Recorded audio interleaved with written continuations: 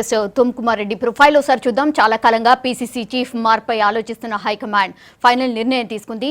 Senior leader, party working president గా ఉన్న ఉత్తమ్ కుమార్ రెడ్డిని పీసీసీ చీఫ్ సీట్లో కూర్చోబెట్టింది.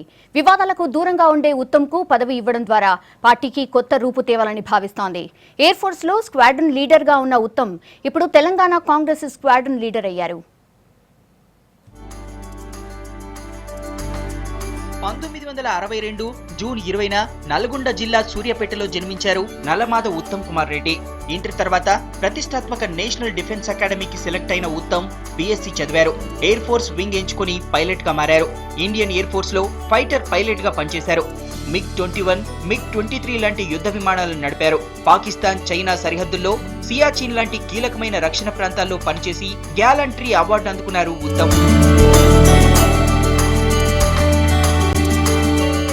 మంచి పేరు తెచ్చుకున్న ఉత్తమ్ 1990లో రాష్ట్రపతి సెక్యూరిటీ వ్యవహారాలు చూసే ఏడీసీ అయ్యారు. తర్వాత జాబ్ కి రాజీనామా చేసి 1994లో కాంగ్రెస్ లో చేరి రాజకీయ జీవితం ప్రారంభించారు. 1999, 2004లో వరుసగా 2 సార్లు కోదాడ సెగ్మెంట్ నుంచి అసెంబ్లీకి ఎన్నికయ్యారు.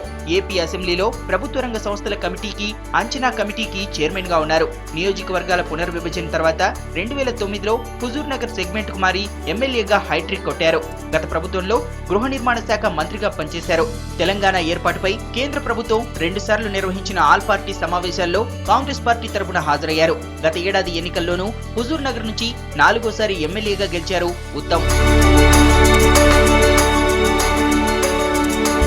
తెలంగాణ ఏర్పాటు నిర్ణయం తర్వాత పీసీసీ చీఫ్ గా పొన్నాలను ప్రకటించిన కాంగ్రెస్ నాయకత్వం ఉత్తమ్ కుమార్ ను వర్కింగ్ ప్రెసిడెంట్ గా నియమించింది.